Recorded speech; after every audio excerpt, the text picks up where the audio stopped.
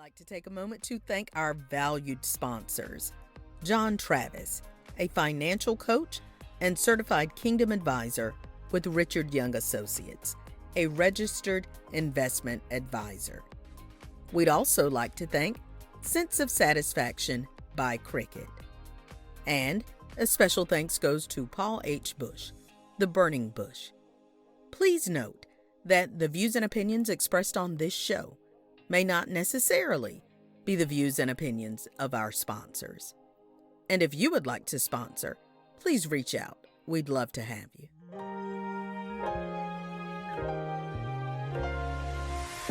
It's time to hear the story, make the connection, learn the lesson, and gain the wisdom. Are you ready? Let's get charged and be changed. The Sister Speak Brother Break Show.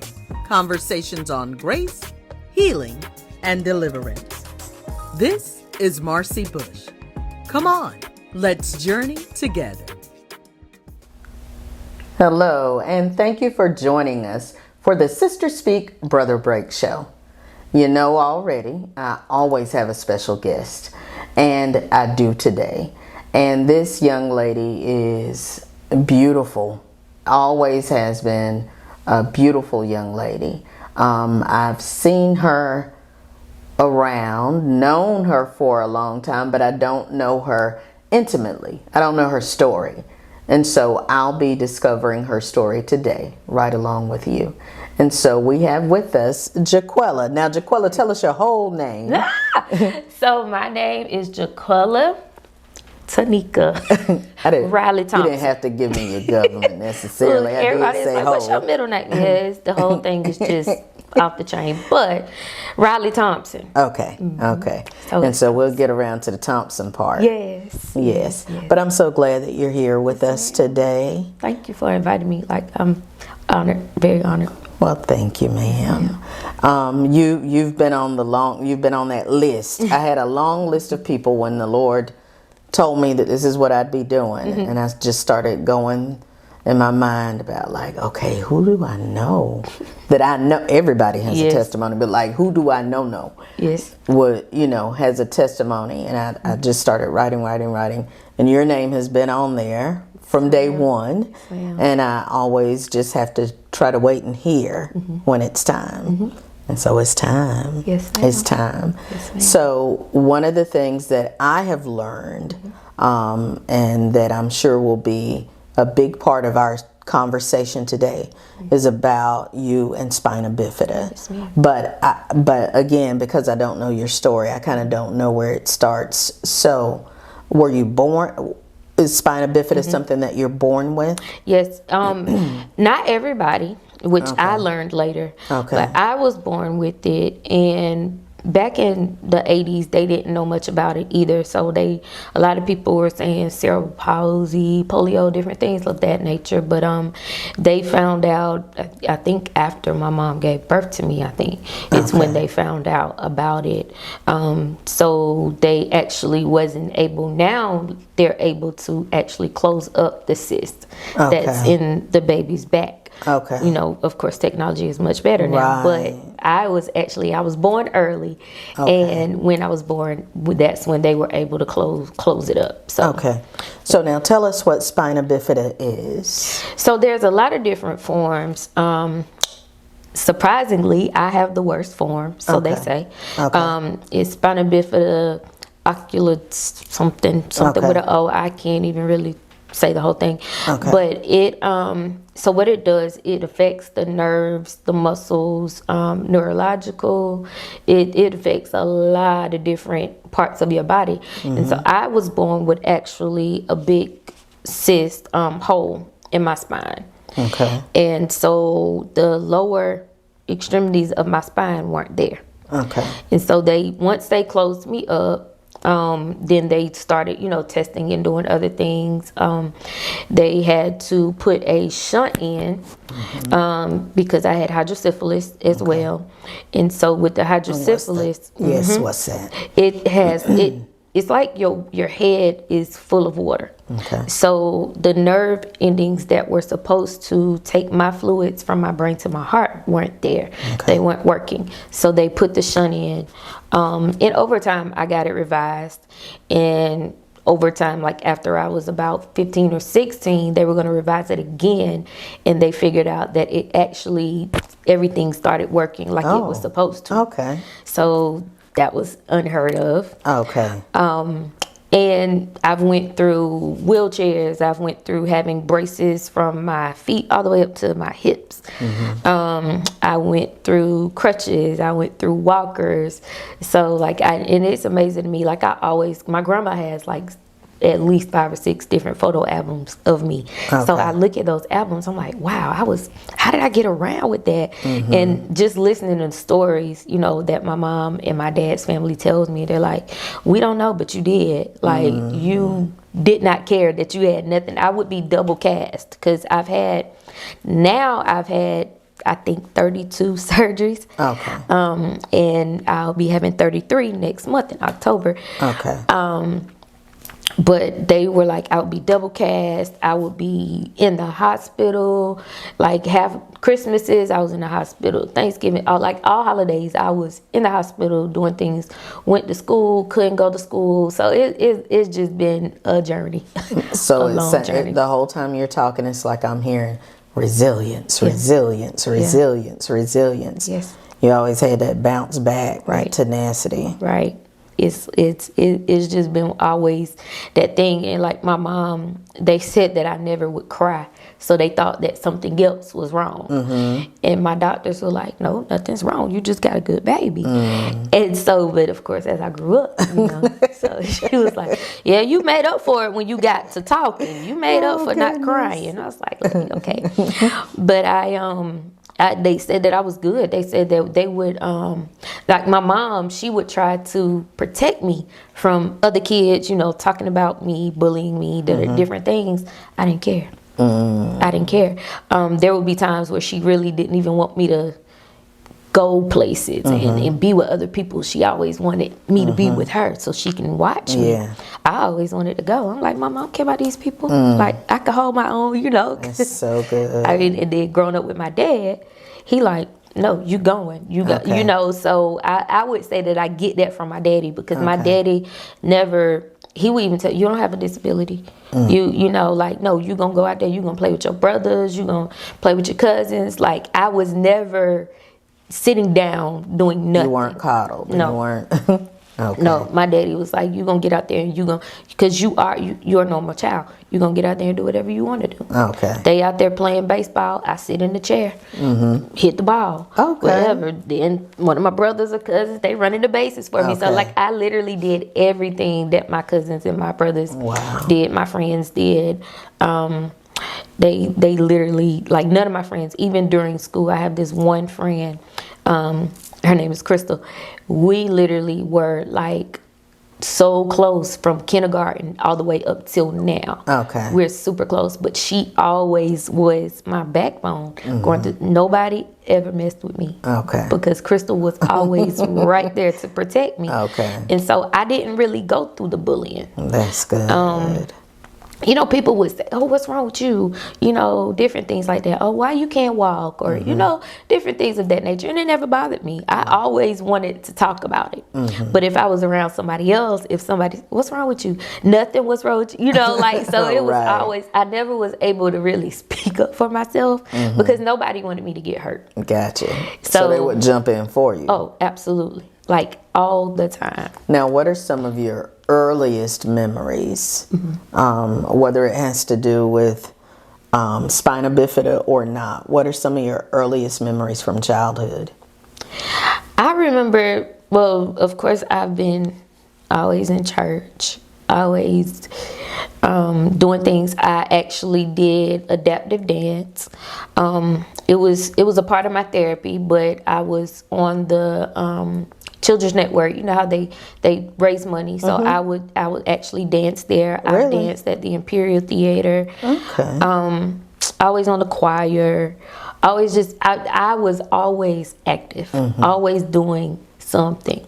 Again, like my parents kept me in everything. I would do different activities with like different organizations, not even necessarily for disabled. just different organizations, different things. So I've always been active. Always in school, I would do whatever. Kept my grades up, of course. I did chorus, I did band. So I have been active literally my whole life. And I'm sure that has attributed tremendously to how you've navigated your journey. Right. Because it's one thing to feel sheltered or left out or left behind, and it's another to be like, what's up? Let's do this. And that makes all the difference. I feel like even navigating your journey, and a lot of people with their journeys, it's also based on who's in their environment. Who's nurturing them? How is it approached? You know, is it approached like, oh, poor baby, I don't know how she's gonna do this, or is it like, we are gonna do this? Right. I feel like that makes a huge difference. It does, and of course I've had it both ways. Like I said, some people wanted to shelter me. Some people wanted to keep me in a cocoon away from trouble, not let me get in trouble. But then there I had some was like, let her experience life, let her do what she, let her do her. I had my cousin and I were having a conversation this morning, and she said, and this was the first time I've ever heard her say this. She was saying how she was inspired by me, and she said, I'm scared to do things that you've done 3 and 4 and 5 times. Like, I'll get in my car and just go. Like, I will here and there, wherever I want to go. Concerts, and everybody say, girl, you everywhere. You at everybody's concert. You at everybody's. I love to support people. And that's my biggest thing. And I think that is the most thing that a lot of people love about me. Because I am. If I know that you have something going on, I'm going to do my best to be there. And if I can't be there physically, then I'm going to in the background, like, okay, what you need me to do, and I was like, that's just always been me as well. They say even from a child, I've always wanted to help other people. And then going into my professions, I worked at the bank for long years, worked in banking for long years, and then I worked at the hospital. I wanted to be a medical assistant. I wanted to help people. And now here recent, I just was licensed South Carolina and Georgia as esthetician. I'm always wanting some kind of interaction with people. Like, don't put me in a call center where I got to talk to people over the phone. No, I want face-to-face interactions. I want to help. I have 14, 15 nieces and nephews. And so I've always had the kids around me. I've always told my brothers, my sisters, I'll help you with the baby, and different things of that nature. Like, I've always wanted to help. That has been my only thing, and that's what brings me joy. It brings me joy to know that I've helped someone. That's good. And that's what helps keep me going. And of course people want to help me, and I'm like, I got it. Let me help you. Like, it's like walking in the store or something. Somebody's trying to hurry up and get to the door to open the door. I said, let me open the door for you. Let me help you. And people are like, wow. Yeah, so now let me ask you, with that being said, do you know how to receive? It's hard. It's very hard. It's very, very hard. As an adult, getting the surgeries and doing the things, I'm like, oh my gosh. People would be like, what you want me to do for you? I even had a friend, I had to get a disc removed 2020. And my friends were like, what you want me to do? I was like, I'm good, I don't need anything. They just came to the house and brought stuff. They were like, listen, just here, because you're not gonna, and I don't know how to ask. It's hard for me to receive because I'm so used to giving. But I had to learn, because right after I had that, I had a 80% blockage in my iliac vein. Had to be in the hospital. Now, what's the iliac vein? It's the main artery to the main vein in the groin area. So I was having, this is the funny, crazy thing about me. I was having pain in my leg. My legs were cold, different things of that nature. I was just going on like, hey, okay, this just the life that I'm gonna have, thinking this is just the life that I'm living. And so it started to be where I could hardly walk. And so I was like, oh no, I ain't trying not to walk. I ain't, Right. I'm not trying to do that. So I started going to the doctor. They started checking my veins and my arteries, started checking my blood flow. I had an 80% blockage. Knew nothing about it. Okay. So a overnight stay ended up being 3 days. Okay. The 2 or 3 days of supposed recovery ended up being 2 and 3 weeks. And I'm like, what in the world? But I had to learn how to let people shower me. Right. Because I literally could not do anything. And I'm like, oh my gosh. And so, and even, and I know we're going to talk about this later, even at my wedding, there was so many people at my wedding, so I was literally overwhelmed.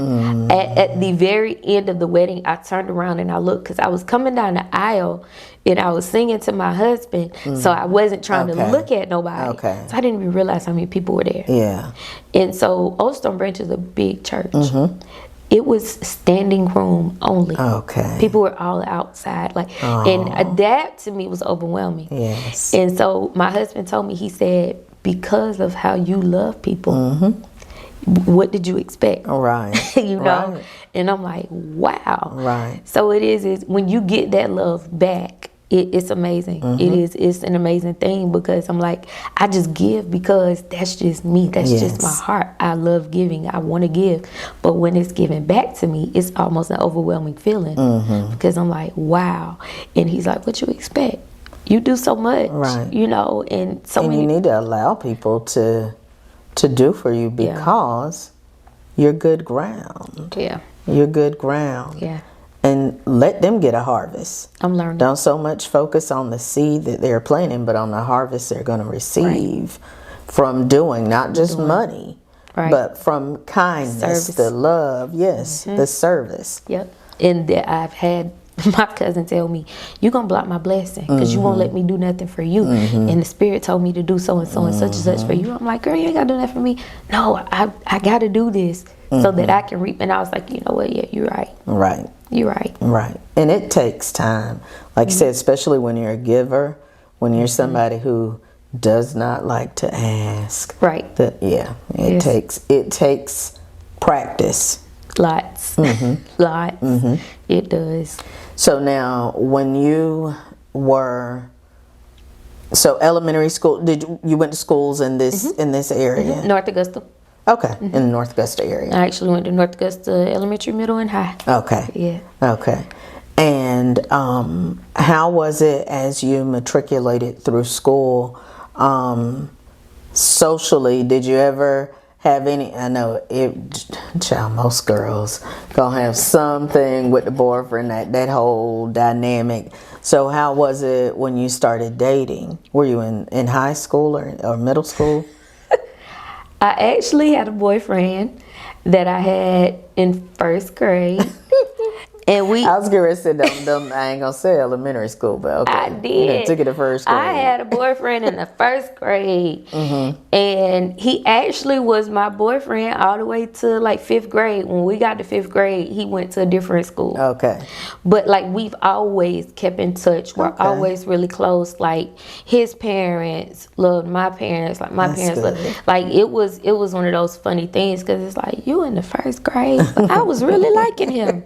And I mean, like, and to this day, husband, forgive me, but to this day, he gave me this big Raggedy Ann doll. I used to love Raggedy Ann, and I loved Miss Piggy. My daddy still called me Miss Piggy. So, honey, I'm glad my daddy didn't call me that. My daddy still called me Miss Piggy, because I was a little chunky little something. But I loved Miss Piggy. I loved Miss Piggy, and then after Miss Piggy, I started loving Hello Kitty, and I still love Hello Kitty to this day. I know I had people laughing on Facebook, because I was like, y'all, in Hawaii, it was Hello Kitty everywhere. Oh, really? And I brought so much Hello Kitty back home. Goodness. It was crazy. But he gave me this big Raggedy Ann doll, and to this day, it's still at my grandma's house sitting up on the dresser. Really? Yes. And so, like, we remained good friends. That's good. We never dated. We went back to the same high school, but we never, dated each other after that. And so then I had, little friends here and there, but I really wasn't. I would play around, like, hey, you know, okay, yeah, you cute, but I wasn't really into him like that, cause I had so many brothers and so many cousins, right? Till it was hard. And as soon as somebody would, oh, you related to them Parkers, it was like, we ain't gonna even try to talk to you, cause them people. It's like, yeah. So being related to them Parkers, it was one of them things. It protected you from the foolishness. They did. They did. It was like they did not play at all whatsoever. And to this day, my poor husband, he had to go through. Cause it was like, you gotta what? Cause they never knew I never took nobody serious. Right. And so when I started to take him serious and I started introducing him to them, and you gotta what? And I remember it was Christmas Day. How long ago did you start dating him? 2017. Okay. But we've known each other since 2009. Okay. Like we were friends. Like we were good friends. That's good. But we started dating in 2017. And I put it out there on Facebook. I say, y'all say hey to Santa Claus. My brothers decided to tell my dad, your daughter said she got a Santa Claus, so she good. She don't. I was like, really? Like they so protective. They really are so protective, and so all of them, you know, had a part. And you said it's so cute. You didn't say they were overprotective. They're so protective. So protective. They are.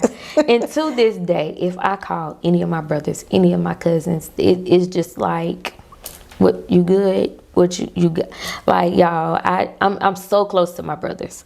Like I am, all 5 of them. Okay. I'm so close. Do you have any sisters? I have 2 sisters. Okay. And those are my babies. Okay. So one is older than me, and then one is the baby, and we're so close. We're so close. That is a blessing. Yes. I love my babies. I call all of my babies, even the older 2. The older 2 are by my stepdad. Okay. But they when my mom and their dad got together, we literally were like this. Okay. And still to this day, like we're like this. All of my nieces, all of my nephews, like we're so close. And that's what I don't understand, how families can't be.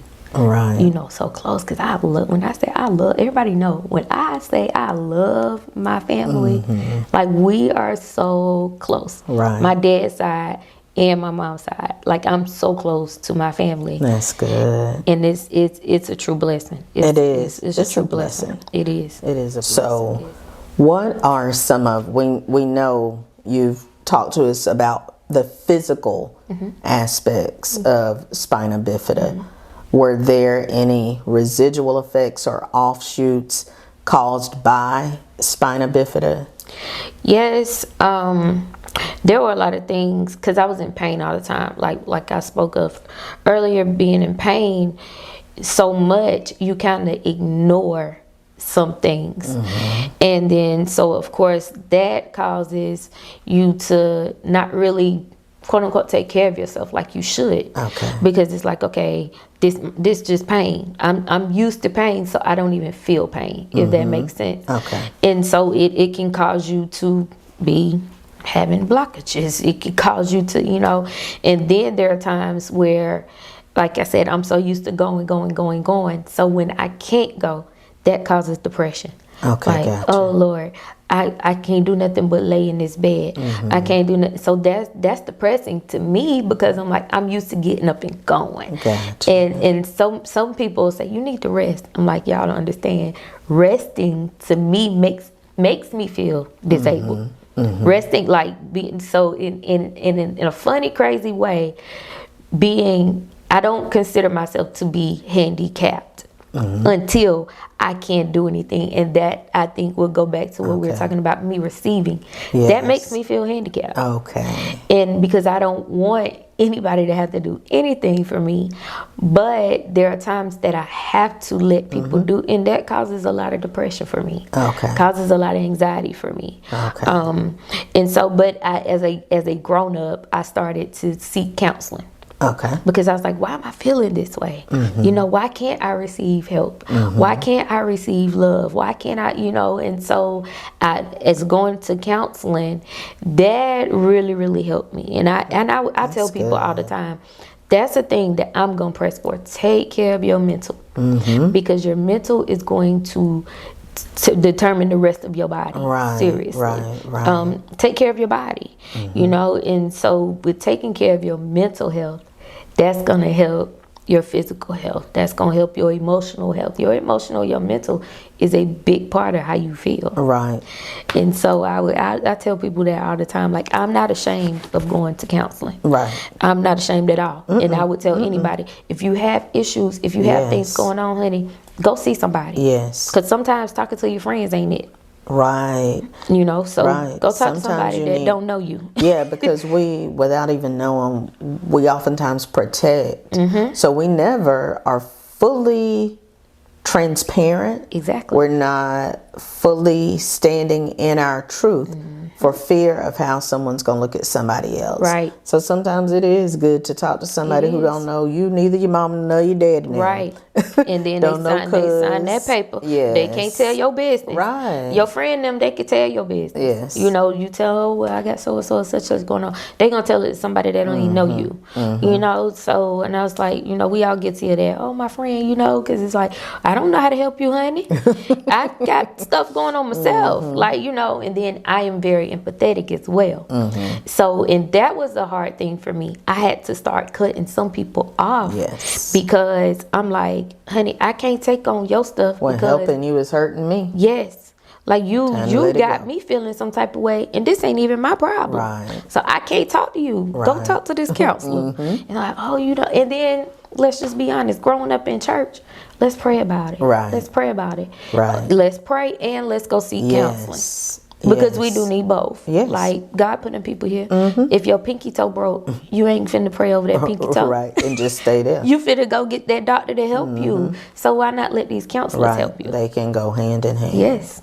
So and I tell people that I actually, because I do women's empowerment sessions and things like that as well. And that was my last one that I had. That was the thing that I talked about. Let's stop telling people to just pray about it. Let's help people. Yes. Because some people might not even know how to pray about it. Right. You know, let's get them to the right resources. Let's give them the right resources. Let's get them to the right people. Yes. Yeah, we can go to our pastors and stuff, and yeah, they could pray heaven down. We can feel the spirit is gone. But what happens tomorrow? Right. Because you need strategies. Right. You need a way to deal with it, like practically. You know, what does it look like in day-to-day life? And when it comes up, because you can pray. Thanks so much for joining us today. If you've been blessed by today's show, feel free to let us know. And if you'd like to sow into this ministry, become a sponsor, or contact us, you can reach us at 803-221-0169. Or you can email us at thessbbshow@gmail.com. Let's continue this journey together.